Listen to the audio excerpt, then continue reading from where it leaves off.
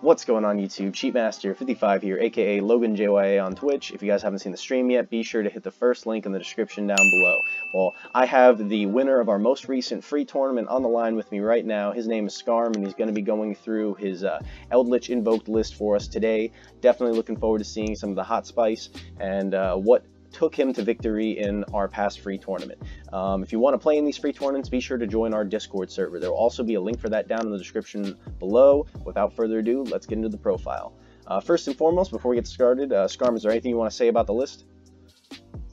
The list was, I'd say this is one of the best decks, like, in the format right now. Like, obviously Eldlich is, like, really popular, and Eldlich Synchro is one of the most popular decks, but, I like the Invoked variant better because it allows you to play more hand traps or more defense cards, and if the Eldlich Synchro deck gets hit at, like, a certain point, like, their whole Synchro engine is dead, so that's, like, half of your deck dead. Whereas, like, the only thing that can stop really in the Invoked build is, like, stop the Alistair, but then if you draw another Alistair, you can still play it. Very fair. Alright, well, let's start going through the list. So first and foremost, for the monsters, we got triple Alistair the Invoker, triple Ash Blossom and Joyous Spring, double DD Crow, one Dimension Shifter, double Effect Veiler, double Golden Lord, triple Magician Souls, and triple of the Nibiru, bringing the monster lineup to a close. Now, the first thing I want to comment on is obviously we got the Dimension Shifter as the target for the Magician Souls, and that was something that I really liked. Did you get the chance to resolve this during the tournament? The Shifter effect. Well, I don't think I ever drew it during the tournament. But it's in other tournaments that I've played in, Dimension Shifter is really good. It's better than Apprentice Illusion or Platinum Oracle Mana because, like, depending on your hand, the Dimension Shifter doesn't hurt, and so you can just, like, play it and then essentially skip your opponent's turn because they don't want to get their cards banished. And even if sometimes you won't be able to use the effect because you have to make graveyard plays, it's still better to be there than something like Apprentice Illusion Magician. That just gives you a body that does nothing. Very true. Alright, very good. Moving on from that, besides that, we've got a good amount of hand traps, and I don't think there's really too much we got to go into there. Spell lineup, pretty obvious with the triple Cursed Eld Land, one Black Awakening, one White Destiny, double of the Invocation, triple of the Meltdown, double Mystic Mine, and then the one Terraforming. I think when we were talking on stream with the deck list, Terraforming was one of your greatest cards in the deck. Do you want to describe this a little bit more?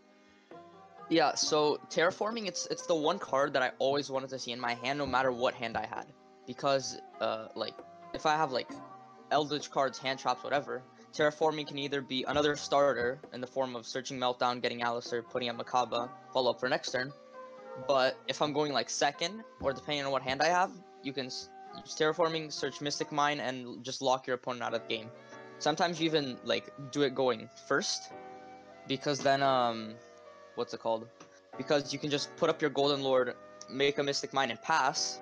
Because then, even if you're playing against a combo deck and they have 2 or more monsters on board, then they're locked out of monster effect. Very true. Alright, cool.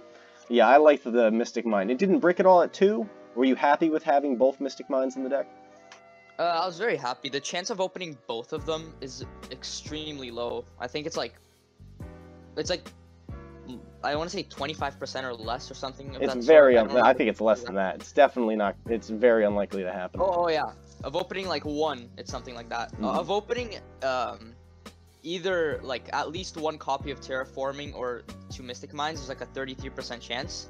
But a chance of opening both Mystic Mines, it's pretty low. Yeah. Alright, and moving on from there, we got the trap lineup, very succinct, very simple. Triple Conch, triple Scarlet Sanguine, and then the double YuGiOh, which is pretty much uniform across most of the hybrid Eldlich variants that we've seen so far. Besides that, I think let's just slide on into the side deck, and we can talk a little bit more about the traps when we get to that.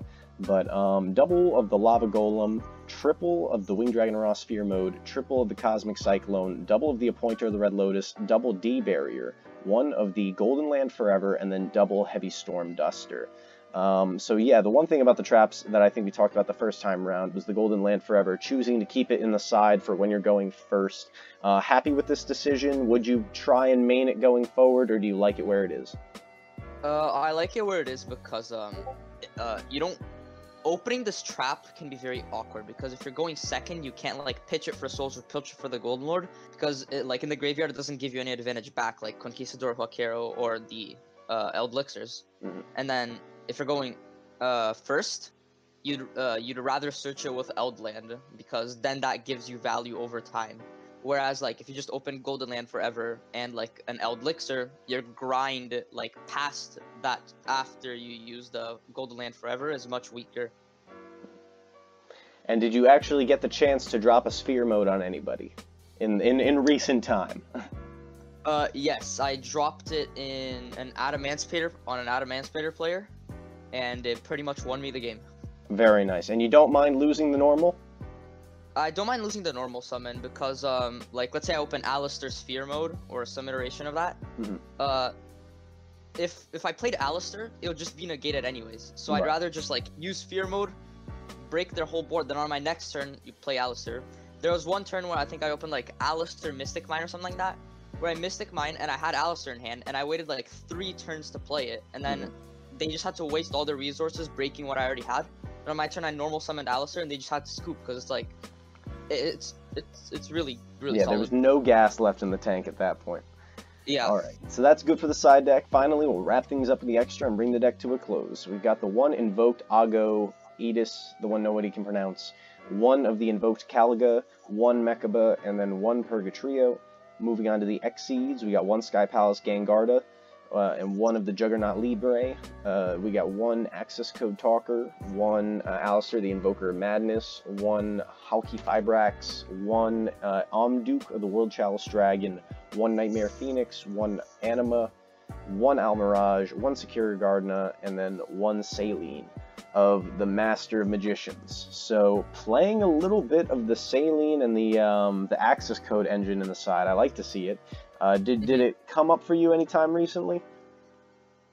Yeah, I during the tournament I used it 2 to 3 times, and 1 or 2 of those times I did it while my opponent was locked out by Mystic Mine, so it was just like free blow up their board.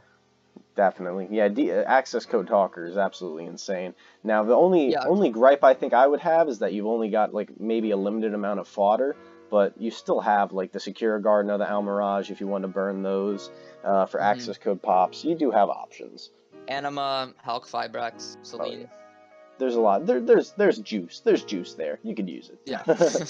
All right. So besides that, I think that's everything we got for the deck list. Scarm, once again, congratulations. Thank you so much for playing in the GG4 series. Hope to see you in future tournaments. And guys, the link for the deck will be down in the description down below if you want to give it a try for yourself. Be sure to throw a comment down below what you think. Drop a like and subscribe if you're new to the channel. And be sure to check out the Twitch stream and join the Discord if you want to play in free tournaments. That's all I got for you guys today. Thank you so much, Cheatmaster55, aka Logan JYA, signing off. Take care.